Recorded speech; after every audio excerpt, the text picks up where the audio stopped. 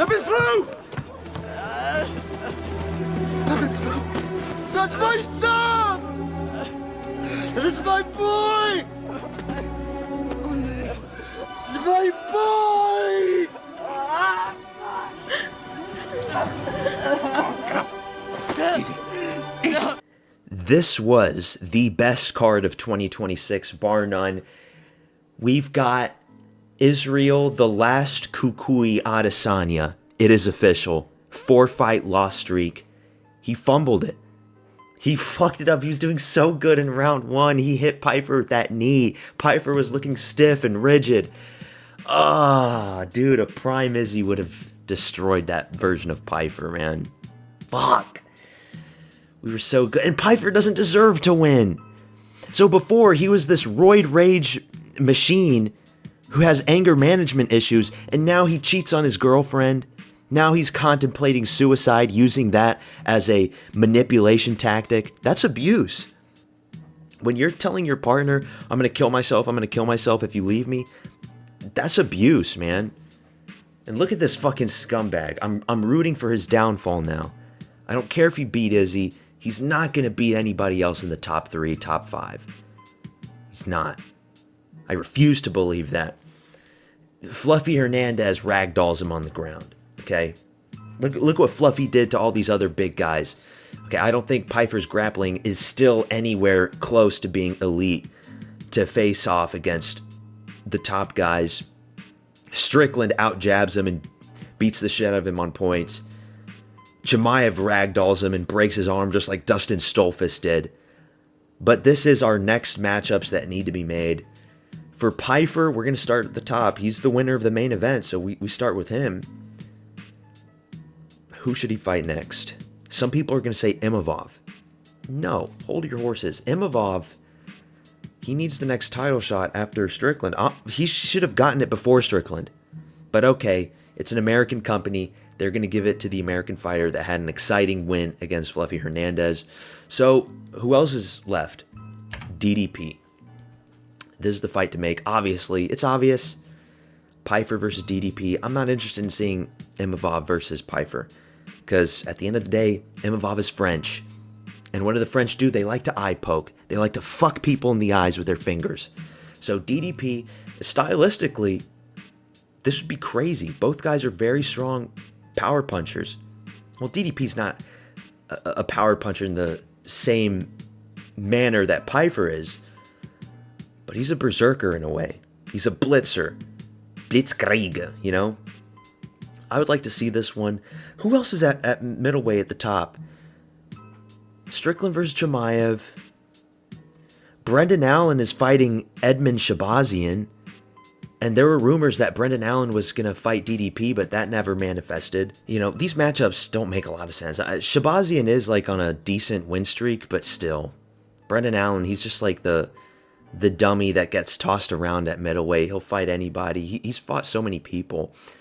So we'll see what happens with him. I think he probably can beat Shabazian. But, you know, his fight IQ. I don't care about that RDR performance. RDR gassed out. Brendan Allen, we cannot forget about his fight IQ. So, yeah, Pyfer versus DDP. It makes sense. People would watch it. Another main event. Do that for a big fight night main event, you know.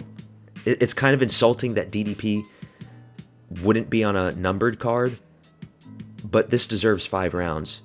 This could be a DDP versus Brad Tavares situation where it's just a bloody, scrappy war. I could picture that. Pyfer does have the power to maybe put out DDP out cold, but we've never seen that where DDP got put out cold. I think Roberto Soldic did it. Yeah, Roberto Soldic did it, but it was like a TKO up against the cage. It was a multiple amount of flurry punches. It wasn't one like a Gregory Rodriguez, Bruno Ferreira type of punch or anything like that. So I would be interested in this matchup, and I hope DDP wins it because he is the more likable character in this matchup. We move on to Israel. The last Kukui, Adesanya, man, 4-fight losing streak. And he says he's not done. He wants to keep fighting. He should retire. Everybody's calling for him to retire. But I believe him. I believe that he's not done. He's not going to retire. He's going to keep fighting. What happens now, though, he is a big name. They're never going to cut him like that. Unless he loses like the next 5 fights or something crazy. Like they never cut Tony. They never cut Anderson Silva. They're not going to cut Izzy. But he's not going to be on a main event. Right? He was on 2 back-to-back UFC Fight Night main events. He was off the numbered main events after the DDP loss. Imavov was a fight night. Pyfer was a fight night. I don't think they're going to put him on a main event anymore. At best, they can put him on a numbered card for like the feature fight. But maybe they'll just do it for the main card opener from here on out. There's going to be some synergy with these matchups. A lot of people fought on this card that were in the same weight classes, and we'll see throughout the video. But Belguri called him out. Do it. In case you didn't know, Belguri lost to Adesanya twice in Glory Kickboxing. But can Adesanya lose to him in MMA? I think at this point he can. 2 tall, rangy guys.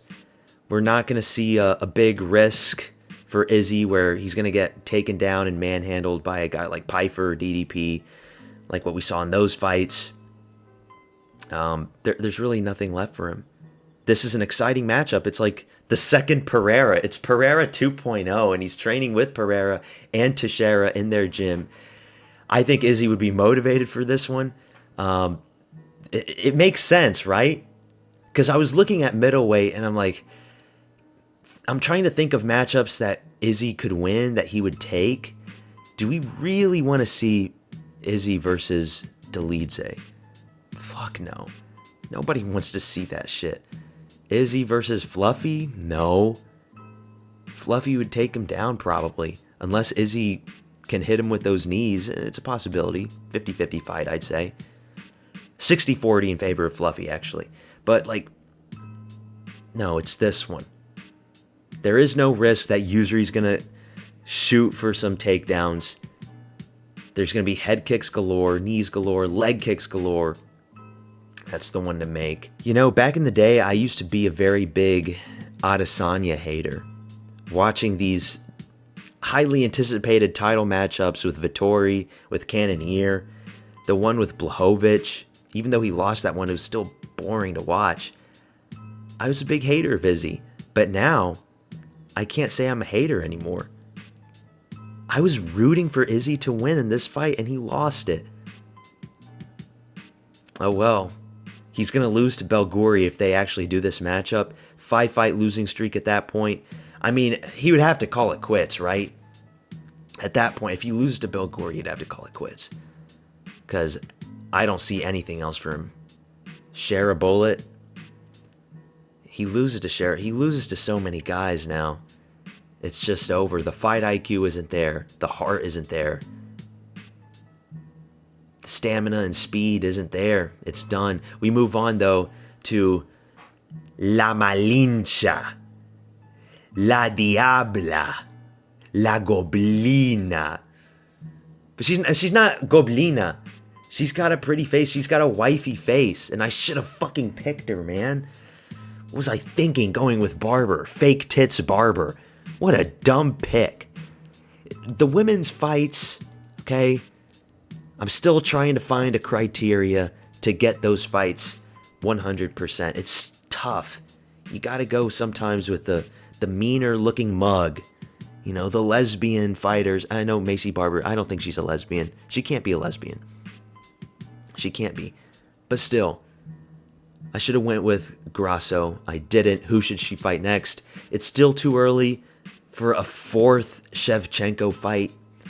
I don't think anybody's interested in watching a 4th Shevchenko fight. This isn't like Figgy versus Moreno, okay? It's very rare we get the 4th one. But if she wins this next matchup and Shevchenko still hasn't retired at that point, then okay. Okay, who should she fight next? It's obviously Blanchfield. Because they're going to do Natalia Silva versus Shevchenko. And Blanchfield kind of got cucked in a way because Blanchfield was supposed to fight Barber. Eventually she has to fight Tracy Cortez. I was going to make a horrible joke there. I'm glad I didn't. But she's there. She's not doing much. She didn't take any damage with Cortez. So now you got to do this one. Can Grasso, she beat up one white bitch. Can she do it again? Let's find out. Blanchfield, I think, is better than Barber. She's got better takedowns. She's got better grappling. And I know, like, this picture of Blanchfield doesn't do her the most justice, but there's some good pictures of her. She's not, like, the most beautiful woman in the world, but there's some appeal there. There is some sex appeal there. Don't lie and tell me that that isn't true. You know who Blanchfield reminds me of? Tory Black. She looks just like Tory Black. Tory Black Blanchfield. If you know who Tory Black is, you're one of the OGs. You know your shit. Okay? But that's the one to make. Grasso versus Blanchfield. We move on to Larry and Douglas. New Ilia Topuria 3.0. Not 2.0, 3.0. Vallejos is Ilia 2.0. Larry and Douglas is Ilia 3.0. Great UFC debut. Who should he fight next? I'm thinking, like, these short, stocky featherweights. We need to see them against other short, stocky featherweights, because we see them against these tall, lanky guys like Arosa.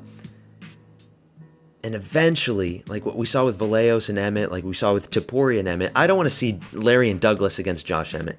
Josh Emmett needs to retire. He needs to be cut. Whatever. I'm thinking of Khan Ofli, who robbed Yijia in his last fight, but Khan Ofli does have some durability to him. And he's like 5'6", similar height and build to a guy like Volkanovski, so those overhands are going to be tricky to land because Khan Ofli's going to be ducking and he's going to be fighting in the pocket. Similar to Douglas, I think this would be a good scrap. Khan Ofli, he's the Australian-Turkish guy, I believe, right? Yeah. Similar, they have a similar look, too. Wow. Their eyes are, like, identical. Khan Ofli has more brunette look, whereas Douglas is more black hair. But yeah, this one's... I was thinking, because I was looking at featherweight, we don't want to rush this guy just yet. He's 30 years old. We want to push him when he's like reaching the end of 32, beginning of 33, because he isn't a super young featherweight. He's not like Vallejos, who's like, 24, where he's got so much time. We want to push him up just a little bit. If he beats Khan Ofli, another known unranked fighter, and then if he beats them, start pushing him up in the rankings. Because this guy is exciting, and they knew that this guy was exciting. That's why they put him in the main card. His UFC debut put him in the main card against a sacrificial lamb in Julian Erosa, who, quite honestly, is a crafty vet. And some people were picking Erosa.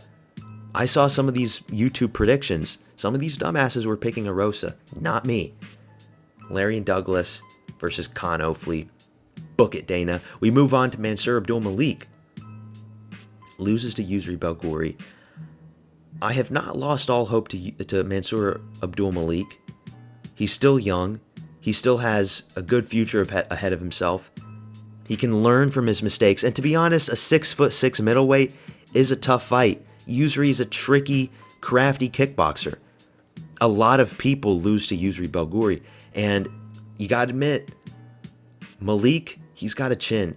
He's tough. He broke down. Like, he's tougher than Bo Nickel, okay? Bo Nickel loses to Yusri Belgouri in the first round. So this guy is tough. I'm still kind of hyped for him. Honestly, his stock, in my opinion, rose because of this fight. His stock increased. Whereas with the other fights that he's had against these unranked shitters, you couldn't say the same, but I think Mansour Abdulmalik is better than Bo Nickel. And I will die on that hill. Who should he fight next, though? Marvin Vettori. Only because Marvin Mussolini is not fighting a Teba Gautier. Teba Gautier, they're putting him up against Ozzy Diaz. Ozzy fucking Diaz. Has he ever won a fight in the UFC? I don't think so. I think this guy got knocked out by Ribeiro. Or maybe Ribeiro knocked him out. or he knocked Rivera. I think they fought before. Ozzy Diaz sucks. So Vettori's not going to be fighting Gautier. He's unranked. Vettori's on a losing streak. He's got a good chin. We'll see.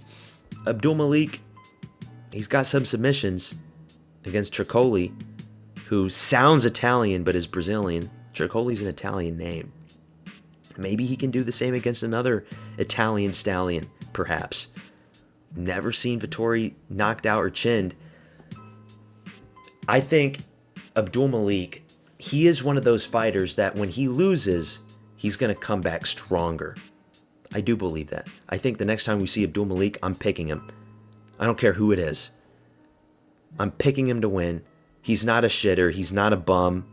People are too quick to dump people into the trash can like that. No. Abdul Malik is all right. He's decent. And I think he'll get better as he ages. We move on to T-Rex McKinney, the best fighter at 155. Destroyed Kyle Nelson. I'm so happy that he fucked up Kyle Nelson, because I was making a point that Canadians suck. But now he needs to face another Canadian test. What was I talking about synergy, okay? Lance Gibson Jr. destroys Soy Boy Hooper. Soy Boy Hooper will never be black. He will always be white. Terrence McKinney versus Lance Gibson Jr. You destroyed one Canadian. You fucked up one hosier. Can you do it a second time? Because, I mean, T-Rex, he's always going to be there. Kill or be killed, glass cannon. He's not going to be champion. He's not going to be in the top 10. He's not going to even be a ranked fighter probably ever again.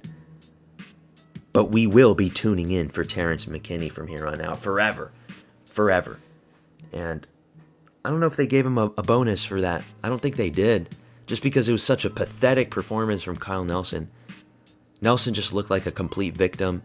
And Lance Gibson, terrible debut against Bobby Green. Didn't throw anything. But hey, you beat Chase Hooper. Okay, you're still in. You're not cut. Time to fight T-Rex McKinney. That's the one to make. We move on to the last guy on the screen. Navajo Sterling. Navajo Sterling gets his first finish in the UFC. He is a weird-looking individual. He doesn't look like he belongs to any single ethnic group. He's just like an amalgamation of everything. Very odd individual, but finishes Bruno Lopez. Now it's time to push him up. It's time to shove him in the deep end of the pool. And I'm thinking Volkan Oezdemir, who's off a win against Alonzo Menefield. He's ranked. He's like number 9, number 10. It's time. You have 4 fights in the UFC. You have an undefeated record. No more bums. No more Bruno Lopez's. No more Brenson Ribeiro's. No more of these guys. You need to fight a ranked fighter. And I'm looking at Dustin Jacoby. No, he's on a win streak. Dustin Jacoby should fight up at this point. Not Alonzo Menefield. I don't even think Menefield's ranked anymore. No. Fight Volkan Oezdemir. That's the one to make. Guskov is fighting Blachowicz in the rematch, so they can't do that one. Yeah, it'll be a good test. And Oezdemir is still quite young for a light heavyweight. I think he's like 34, 35, something. So he'll give Sterling a good scrap. I'd probably pick Oezdemir for this one, though. Similar to Pyfer, Sterling, he's got a good physique, very powerful and strong and young, but he just looks rigid. He's too technical for his own good, and it took him way too long to finish Bruno Lopez. Oezdemir, he's a good, crafty vet. He knows his shit. He's not afraid to swing. It's just that some of the opponents he's faced, like Yuri and some of these other guys, they're just much crazier and much more berserk, whereas Sterling, he's not a berserker. He's not. And I don't think he ever will be, and I don't think he's going to amount to much. He is going to lose eventually, but we'll see. He will be a ranked fighter, right? He will be a ranked fighter, but imagine him fighting like a guy like Azamat Murzakanov. You can't imagine that. Ankalaev pieces him up. Ankalaev is so much more faster than Sterling, you know? Yuri destroys him. I know Olberg is in the same gym as him, but Olberg does damage to him. A lot of guys at the top are going to beat Sterling. He's still young. Maybe he'll get better. Hopefully he gets better. But Uzdemir's the first real test for Sterling. No more unranked, bottom of the barrel bums. And that's that. These are the matchups that need to be made. If you agree with these matchups, like the video. Subscribe to the channel, motherfuckers. We've got Moicano and Duncan this Saturday. The most hyped up card ever. No, that's going to be shit. But a week after, we got Yuri and Olberg. That's going to be hyped. I will catch you guys in the next one. Peace out, my friends.